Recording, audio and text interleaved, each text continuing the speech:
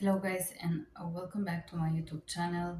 Thank you for being here, and in this video today we're gonna review this book by Lise B, a Canadian writer, French writer, called Ego, the greatest obstacle to healing the five wounds. Your body is telling you love yourself. The best author, the only book that shows you why accepting and loving the ego is the only way to heal and how to do about it. So this is another healing book. In this case, the author believes that the main problem that we have is the ego. Let me see if there is, okay, there is a picture of Lise Bureo. Um, we're gonna go ahead and review this book. Let's start. So this lady insists that everybody, every human who have trauma, the trauma in the opinion of this lady are accumulating your body, and because of them you gain weight. Okay, let's start. Chapter 1, reviewing the five wounds. To begin, I remind you that all of us come into the world with wounds we must learn to accept. They have developed over the course of numerous interactions, and depending on our life plan, some will cause more suffering than others. I just want to make a little intro here. There is a book by Don Miguel Ruiz. The I don't remember which of the book was it, but one of the book talk. This book is very similar to the book of Don Miguel Ruiz, where Don Miguel Ruiz talk about the wounded body and different theory about how we become wounded and whatnot. Is like something similar. This book instead, very similar again, talk about the wound.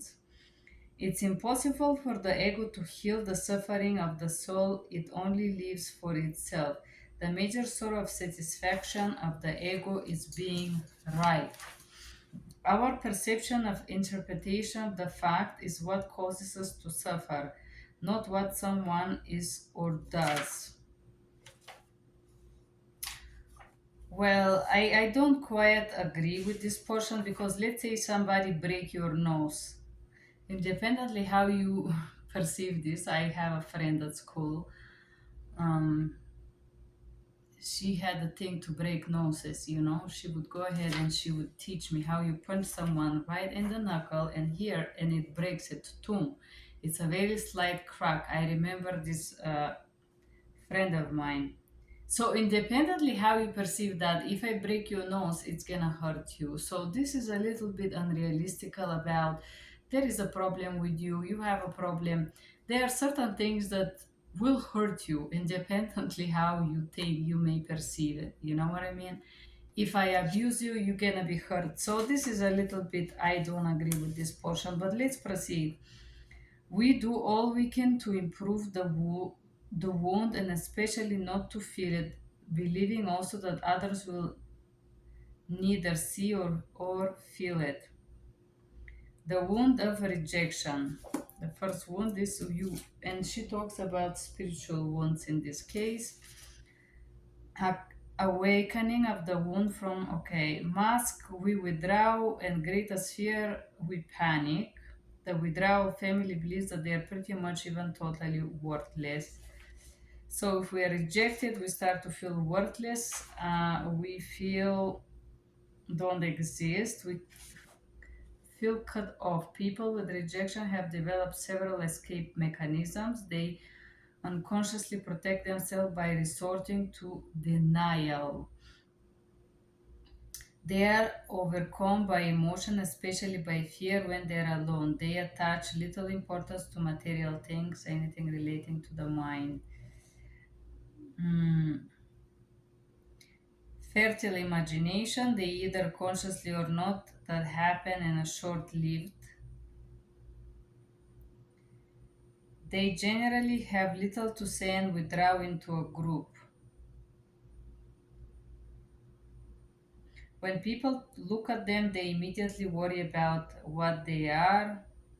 Nervous energy description of their psychic, small, narrow, slender body, and and so on. The body of abandonment. So this lady believed that if you're abandoned, you will have these body characteristics. Suffering from the wound of rejection. A child who has suffered from a lack of support of their parents or of the opposite sex and their love, affection, connection. Mask dependence and the greatest fear, solitude. I don't know if this is particularly true. This is very interesting theory. However, the dependent person has trouble operating alone and also very fearful of solitude. Profound sadness. When they are alone, they can cry for long periods. They develop victim's attitude. Uh, Use their problems to attract attention. So basically, attention seeking. They're dramatic, want to attract attention. Okay, the wound of humiliation. Between the ages of 1 and 3, with the parent represent all forms of physical pleasure. This can be experienced when one of the parents, the one who looked after their child's physical and sexual development, or both, mask masochism. So she believes that if you are humiliated, you develop to be masochist, could be also sadist, by the way. Greatest fear is freedom. They seem to believe that God is observing and judging them all the time. I once again want to humiliation. Okay, if they're humiliated, they feel guilt that they are judged, they are guarded of what they say. They do not want to get in touch with their sensitive part, repress urges associated with their senses. They also fear being punished and get too much enjoyment in life, having being free and not having boundaries. Curtail their freedom by putting others' needs before. So when you're humiliated, you become a doormat. They know their needs but don't listen to them. They can easily feel unclean, dirty, indigent, often rewards they overeat. They feel guilty and shame. They don't enjoy their senses, feel worthy, unworthy, and so on. Betrayal. Let me show you the bodies. Wound of betrayal, disappointed child who suffered from the having been given attention. They felt betrayed, manipulated, unkept promises, signs of weakness. Um, Parents did not follow up with their responsibilities. Masks. Okay, people who are betrayed are control freaks. Greatest fear, dissociation, separation, and disavowal. They are detached from their vulnerability. They are very responsible. Be special. They seek to be special and important. I'm gonna let this ring. Easily impressed. Their reputation is important. A lot of expectation. They like to anticipate everything. Difficult time operating. Manipulators. Okay, and they see themselves in I am able, I don't, I do, I knew, I was right, and so on. Wound of injustice. When it happened between the six with parents of the same sex, they are unable to express themselves with this parent, cutting themselves off.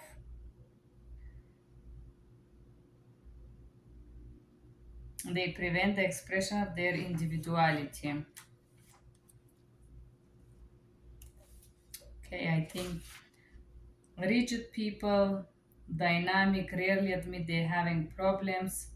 Optimistic, want to show their positive, control themselves to be perfect. They want to control their anger. They may seem controlling with others. Everything to be perfect and fair. Rigid people do not want to feel.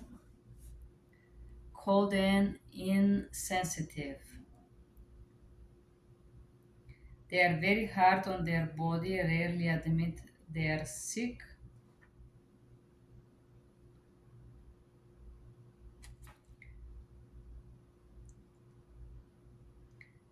Okay, they want to reach beyond body boundaries, self-sabotaging, must everything must be fair, justified, justifiable, prevent themselves from interrupting someone and say something wrong. They believe knowledge more important than feelings. And injustice activating the one suffering from injustice. They talk about the posture, fixation on it. You are affected by attitude of behavior that someone has done towards you. You feel guilty towards someone because of what you say or do. You suffer because of what you are doing to yourself or how you're toward yourself. Chapter 2. Common question. Are adopted children to calculate what it was their biological parent rather than their adoptive parents? Our wounds are intuited concept by the people, the parents who can, or people who trigger them. If the father or mother were not around when we were child, does that mean that there's no wounds? Unfortunately not, because we get emotionally hurt. My mother died when I was 3 and my father, okay, different stories here. What happened when you turn to, do twins have the same wounds? Until only recently, it was believed the fraternal twins were two separate beings, each with their own personalities, that identified twins were identical in every aspect. I believe they are not. I have two sister twins, and although they look similar, they could be mean in the similar ways, but they are very different as a one to another. One of them is really sadistical, other one is more sophisticated sadistical, so sadist, so it's different. Ego is the greatest obstacle of healing. When we realize that your ego has taken over, you know right away that you're wearing a mask associated with one of your wounds. The ego is entirely a human creation and feeds off a material mental energy to survive. It relies solely on everything that has been learned in the past. The ego suffers due to unfulfilled desires and is also out of fear of suffering and desires materialized. The ego has incessant need to convince itself that it exists, that it's so important that it can continue to exist eternally just like humans. I don't know, a lot of these spiritual teachers love to talk about the ego. The ego uses criticism. The ego uses a very subtle ways to control us and to give us importance, often directed criticism to others, passing of observation. If you really want to listen and gradually heal your wounds, it's important that you become aware of the tremendous power and influence your ego has on your life. And then, what is that power? The ego uses superlative. Always, never, forever. The ego uses I have to or continual tenses. I have to do XYZ. The ego identifies with having and doing. You are not you are not what you own. You are not money, things, titles, and you are not what you do as work, job, parent, and so on. The ego loves compliments and recognition and stop us nothing to get them. It does this to reinforce the feeling that it exists and that is important. The ego believes it is invincible. Wow. Telling the people close to you what you did during the day without them asking. There is examples. The ego doesn't listen. There are millions of people that are incapable of listening. The ego justifies itself and defends itself. About 90% of situations when we answer on the defense, no one asked us for explanation. You are not your opinion. The ego can't exist in the present. Our ego hangs on to all of our trauma for years. The more important they become, the more the ego is convinced of its existence. The ego feeds off of the notion of good and bad. The more you live with guilt, the more you are allowing your ego to ruin your life.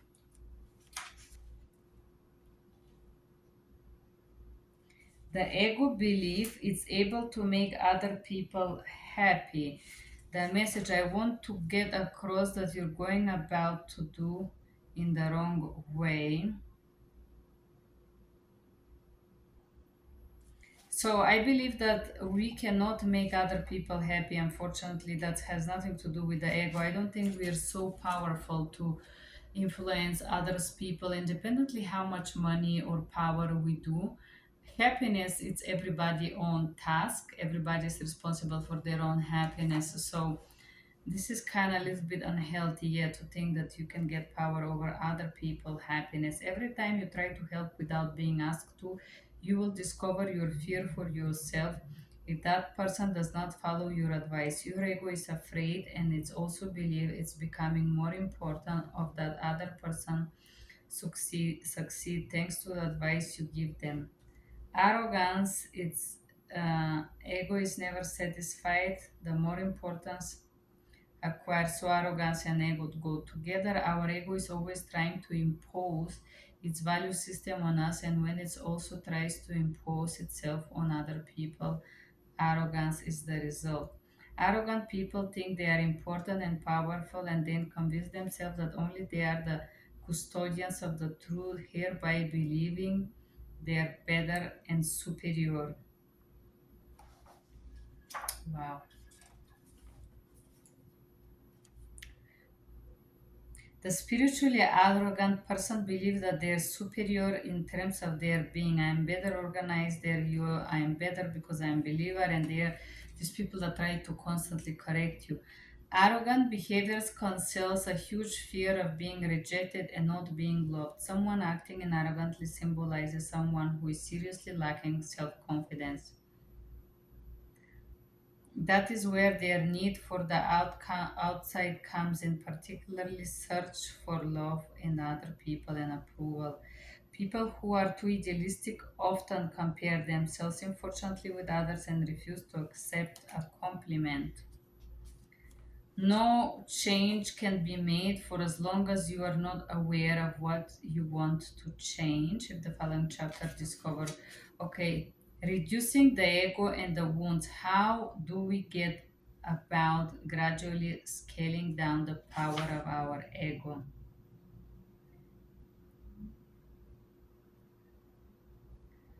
Getting help from friends and family.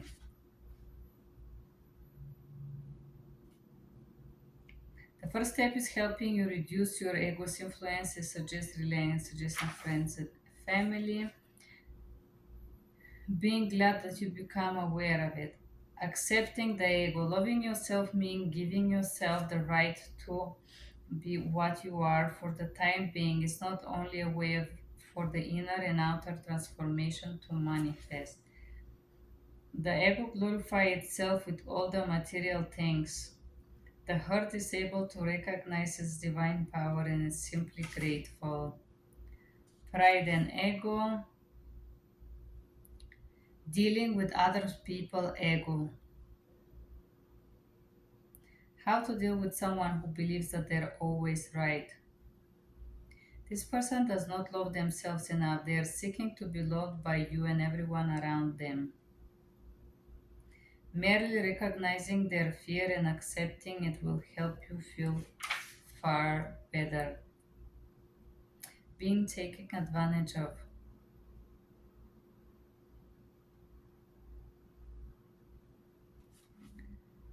Okay. Talking to the ego. When you talk to your ego, recognize that it's acting with a good intention by wanting to help you. It will be pleased, not realizing that your acceptance helps reduce its effects. Accepting it, saying yes, it is recognizing and over observing without making any judgment as to whether something is good or bad. Is simply observing when told it wouldn't agree or don't disagree, understand because it's our belief. Remember, you don't want to eliminate your wounds. Instead, you want to illuminate them and accept them. Being oneself, it's knowing what we want by feeling what is beneficial to us, even though others do not approve our choices. Healing the wound of rejection and injustice. Some people suffer the wound of rejection all their lives. Some men who were beaten by their father have told me my father had reason to beat me. The wound of injustice help us not to feel the wound of rejection. So we find a justification of something bad because we don't want to accept that we feel rejected or not loved. Denial is a manifestation of the ego in its apex. We deny the fact because we don't want to admit the truth because it's hurtful. The withdrawal reaction is to refuse, thinking that they will not want to be bothered and they can manage very well. The ego cannot understand that only divine justice exists.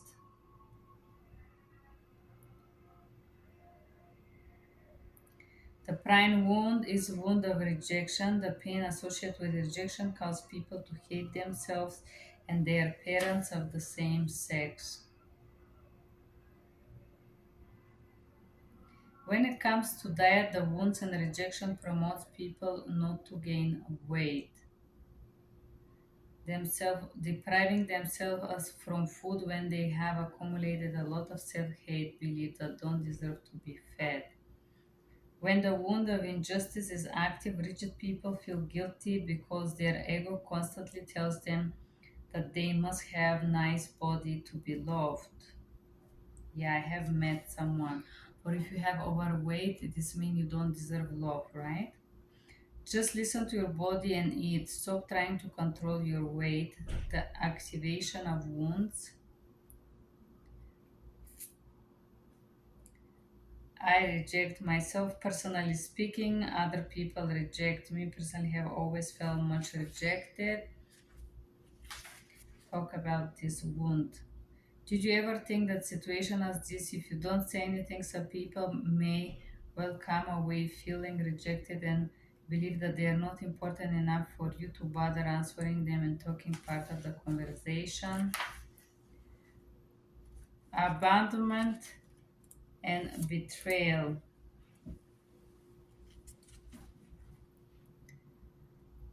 Wound we described previously when abandonment and betrayal are closely connected. The wound of abandonment is activated between the ages, again repeat. I feel so sad sometimes. I have no idea why. It seems I have everything I need, good relation, career, children. Does sadness suddenly come over me? The major difficulty confronting people suffering from abandonment is that their abandonment, that their ego has them believe they have never get enough attention or emotional nourishment. This explains why someone affected by the wound of abandonment while they are eating can consume copious amount of food without even realizing their body no longer needs any food. Very good. When she had problem with the mother, she would like her father to take her side. If it doesn't happen, she feels rejected by both. A controller opts out for sly manipulation, aggressive manipulation to get what they want. They don't know they are doubling their suffering. Not only do they fear being abandoned, but they have also developed a fear of being betrayed. Very interesting.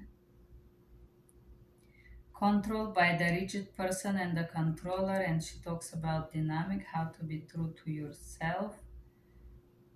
Ex- Example of activated wounds of abandonment and betrayal.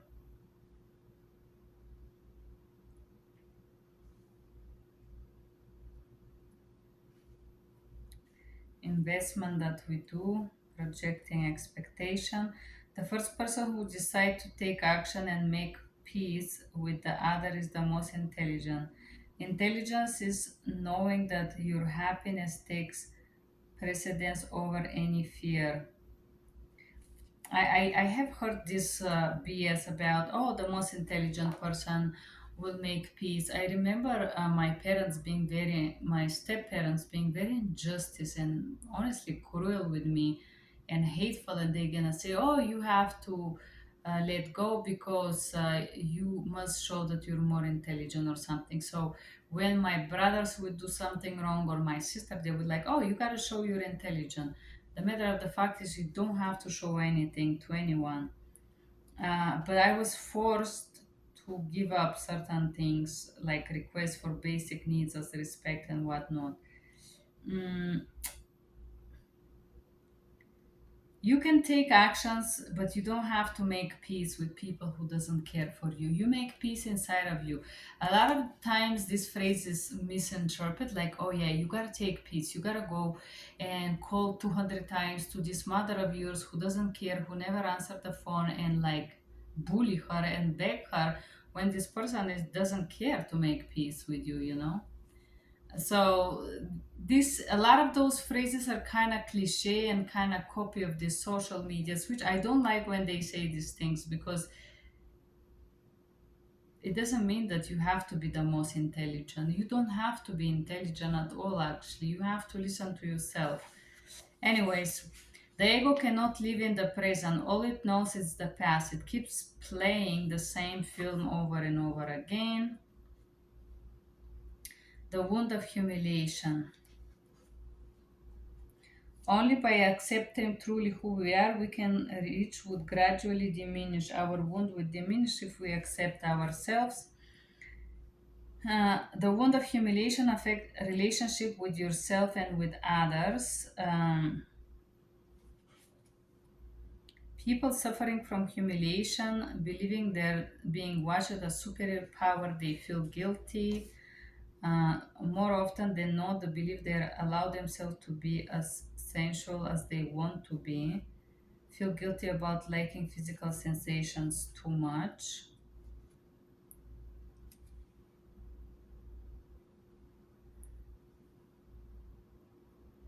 Perfection, they try to be perfect or try to get to some unrealistic standards. Being spiritual person, oh my goodness, the most important thing for person suffering the wound of humiliation is relationship with God. Yes, and God is the most important. Mm, masochists receive a lot of praise from the peoples around them. They believe that they're hearing the voice of God who is blessing them, who is glorifying them. The fear of being free and serving others, this is the masochist here. They need someone. They feel guilty. A person suffering from the humiliation generally seems to be humble and decent, feeling of superiority over others. Masochists don't have enough time to cook for themselves, but they would find time for others. They can readily guess what other people think and their body from the way others look at them. Wow. So they are guessing. The slowness of masochism, suffering from humiliation, they are too slow, especially when walking or running, for example. Activated wound, they act like I'm around instead of being my back, at least. Okay, how they act when the wound is activated. Recognizing your ego, you cannot begin to heal discomfort if you are not even aware that you're feeling that. Many emotions here. We never fear for others. We think that we're afraid of what could happen to them, but in fact we are afraid for the repercussions this would have on ourselves. I can agree somehow. Well, depends, not always, but this could be true. Step 3, judgment, association, reaction, self judgment. Relationship wounds are linked to emotional relationship experience in childhood. Professional wounds are related to all form of learning. As long as we don't take responsibility for our problems, they keep coming back stronger than in different forms. All physical disorders are merely a reflection of the pain caused by unhealed body wounds. The ego does not want to recognize that we have the power to create our lives. It refers to believe that the problems come to us from the outside, is systematically programmed to find a solution outside of ourselves. This is basically being infantile, healing and its benefits, okay?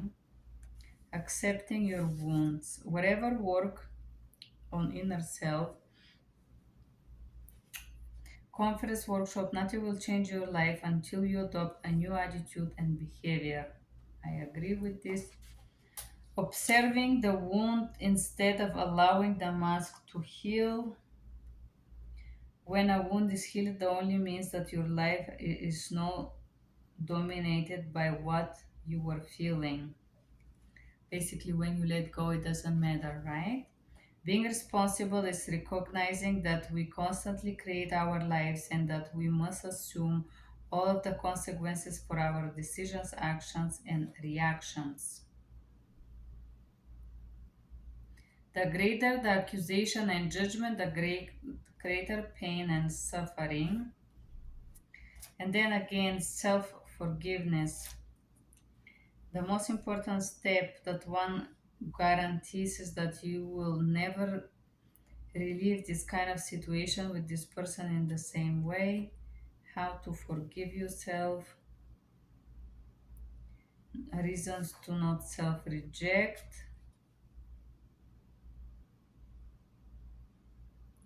seeing the person and expressing your position, benefit of forgiveness, benefits gradually healing the wound, physical changes, uh, and so on.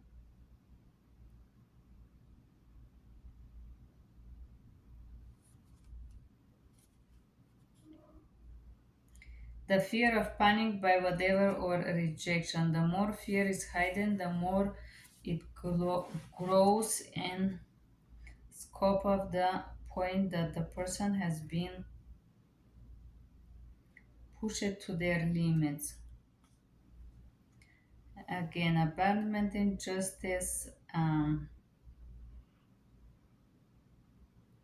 great need to show your sensation and allowing yourself to have a limit.